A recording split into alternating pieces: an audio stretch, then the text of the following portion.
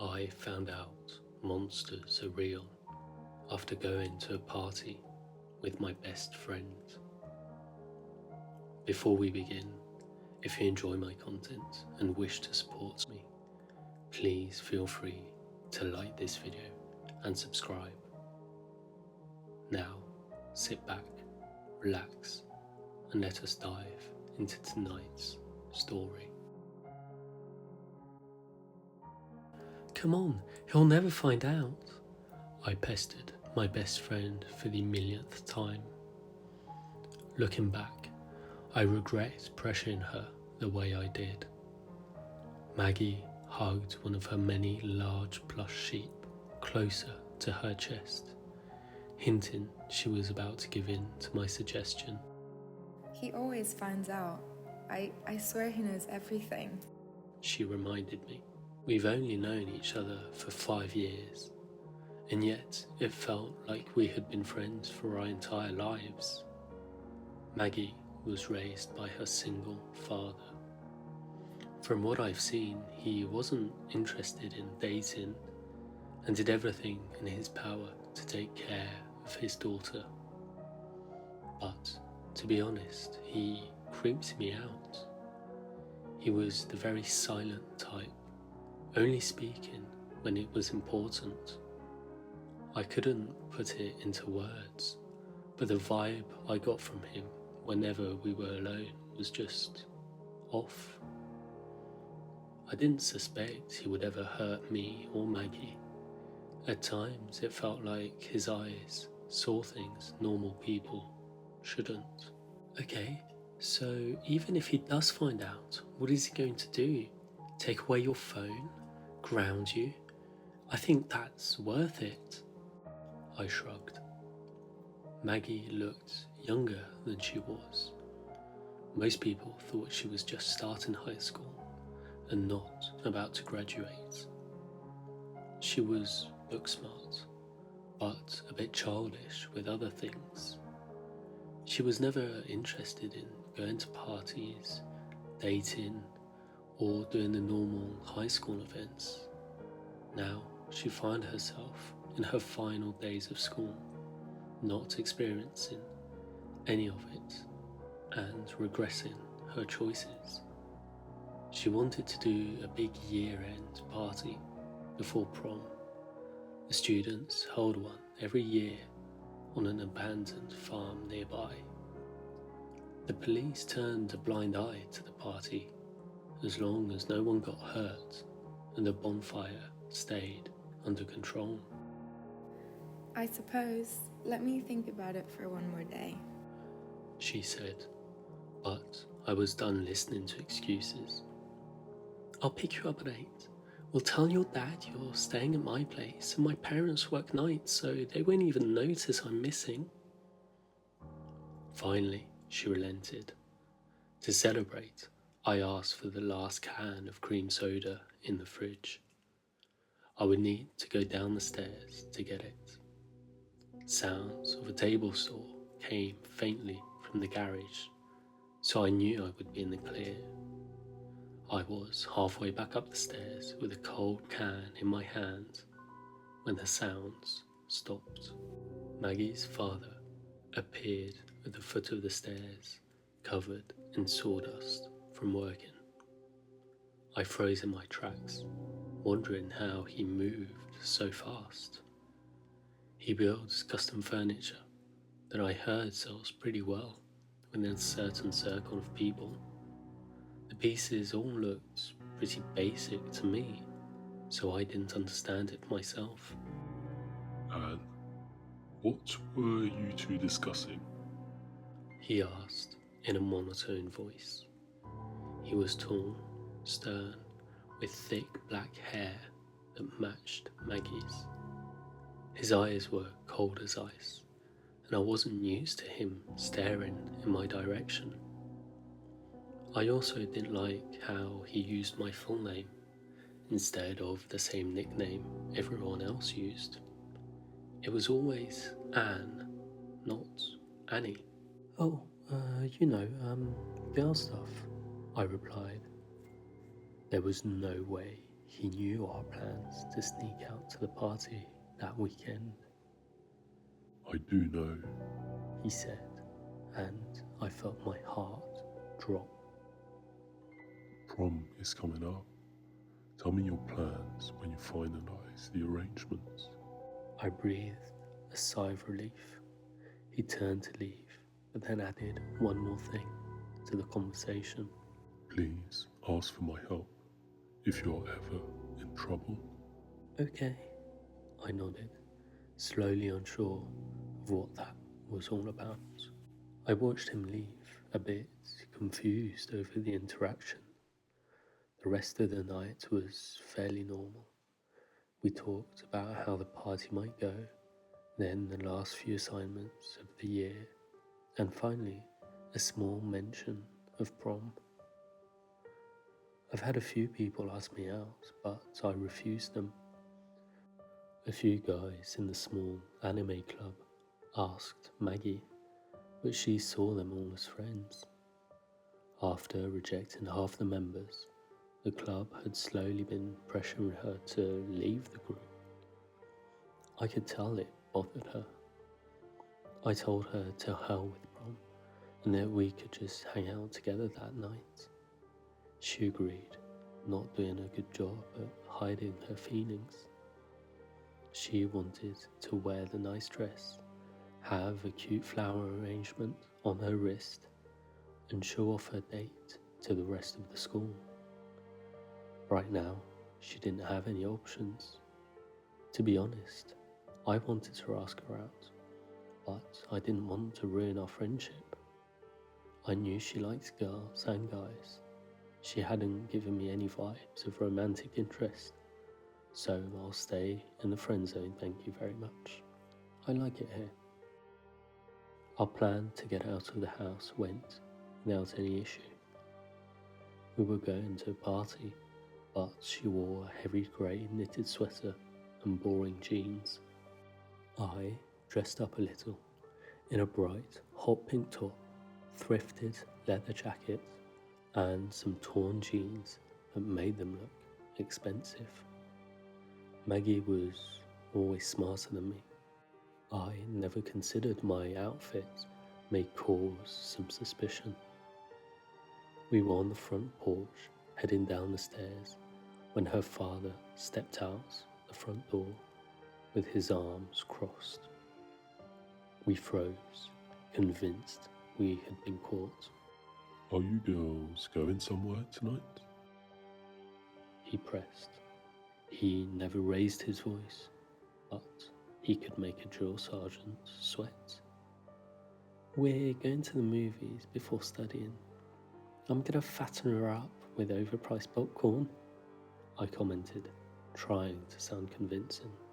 That's not what you told me. He replied. I half expected him to order Maggie back into the house. Instead, he pulled out his wallet and handed over a few bills. The movies are expensive. Any drinking tonight? He asked, point blank. Maggie gasped, pretending to be offended at the suggestion. I shook my head, feeling a little guilty for taking the money and lying straight to his face. Call me if you need anything. I promised we would. Under his watchful gaze, we walked down the driveway to my beat-up truck. Only when we couldn't see the house, we relaxed. I think we're in the clear, I commented after a few minutes. Her phone hadn't started to ring from her father, demanding we turn around. A worried expression came over her face, causing me to slow down. I almost pulled over by how uncomfortable she looked. I feel a little guilty. Maggie explained. No matter how I felt about the man, he had busted his ass, raising her on his own without a single complaint. However, don't think Maggie was a good person because she felt like she owed it to him. She was just born with a gentle soul. We can turn back, I offered. No, we'll go for an hour or so, get bored, and then actually go to the movies. She decided for us. I agreed. I bet we would get bored faster than that. I had no plans to drink because I was the driver, and Maggie wasn't the kind of person who wanted to get blackout drunk. Aside from chatting with friends, there wouldn't be much to do at this party. We arrived after the sunset with the event already in full swing. Someone hooked up speakers, blaring terrible sounding dance music. There was just a constant beat and nothing else. A massive bonfire had been started with students dancing around it, drinks in hand. I saw a few people I assumed to be older siblings of the students here, or people who had already graduated but refusing to let go of their youth. A few of my other friends ambushed me when I arrived. I made sure to always have Maggie in my line of sight as I chatted with a rotating group of classmates. She had found someone from her club to talk with. A red plastic cup was handed to her, which she politely accepted. The crowd grew denser. Soon I stopped being able to watch Maggie, to only get glimpses of her every few minutes. I hate myself for getting distracted and not keeping a better eye on her. While a friend was talking to me about his prom dates, I realised I hadn't checked in on her for at least 10 minutes. Normally, I wasn't so overprotective. A bad feeling in my gut made me take out my phone to text her. No response. My friend noticed I was getting worried and asked me what was wrong. I questioned him if he had seen Maggie, and he shook his head. I tried calling her, only to have it drop 2 rings in. That was odd. The next call didn't even connect. Did she turn her phone off? No, she wouldn't do that. I excused myself to squeeze through the crowd looking for her. I would never forgive myself if something happened. Fear started to rise into my throat, no matter how hard I pushed it down. I raised my voice over the music, asking any familiar face if they had seen my friend. Most shook their head, but one pointed in the direction of where the cars were parked by the woods. I wasted no time racing over there, calling out her name. I had no explanation for why I grew so frantic so quickly. I just knew something was wrong. I ran between all the cars, stopping near my truck in case she had gone over there for a break from the crowds. By sheer chance, I spotted a few figures slip between the trees into the darkness. My heart sank when I realized they were dragging something. No, someone. If it wasn't my friend, those bastards were going to hurt someone else. I took after them, not thinking clearly. I had my phone in my hand, ready to call the police, depending on what I saw. I should have called them first. A burst of pain came to my face as something slammed hard against my nose. I cried out, falling to the ground and seeing stars. Someone just punched me in the face. He had been waiting behind a tree for me to run close enough. The person tried to grab my arm and I lashed out. A swift kick landed hard between his legs. Blood dripped from my nose, and my eyes adjusted to the darkness too late. A powerful arm wrapped around my neck from behind. No matter how hard I kicked and screamed, I couldn't get free. The person was twice my size and double my weight. Stop screaming or I'll take it out on your friend, a cold voice said. I stopped struggling long enough to process what was going on. There were 3 of them. The guy holding me, the guy on the ground groaning in pain, and the person who spoke holding a long, threatening knife at his side. Maggie was on the ground, passed out, most likely from the drink she had been handed. I recognised the guy I kicked to be someone from her anime club. The one with the knife took a second to recognise. He was 3 years older than us. I vaguely remember him getting kicked out of school for something, but wasn't sure what. Based on the size of the 3rd guy, he must have been on the football team. If you touch, I'll rip your face off, I hissed, a white, hot rage overtaking the fear for a second. Oh, that's a fun idea, he replied, his dark eyes giving off no hints of emotion. He took a few steps closer, the knife reflecting off the moonlight. This guy was just not right. A single glance could tell you that. I found myself pressing my body against the person holding me back, trying to stay away from the calmest person in the group. I was gonna see how many cuts it took to kill someone, and then hand her over to these 2. But taking off someone's face sounds interesting. I did not want to find out if the threat was valid or him just trying to be edgy. I kicked out my foot, trying to knock the knife out of his hand. He stepped back, just in time to avoid it. The arm around my neck held on tighter until I saw lights flicker at the corner of my vision. Finally, he let go but kept hold of my upper arm.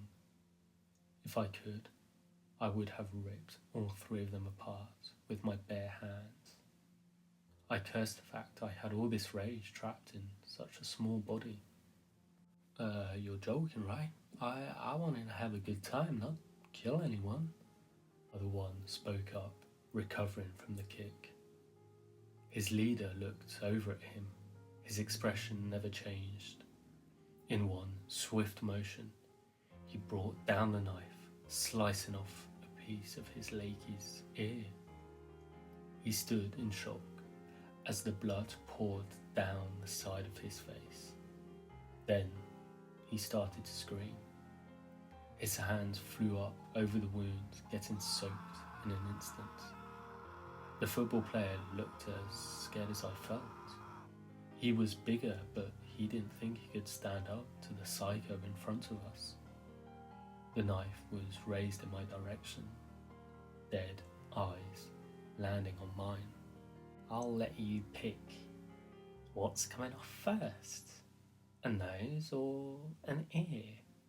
He said, hand steady.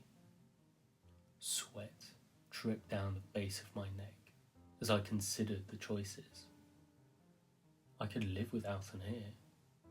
Are those easy to stitch back on? My eye caught my phone on the ground.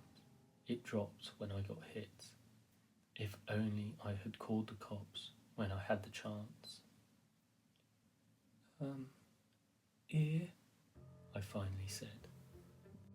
He nodded and turned away.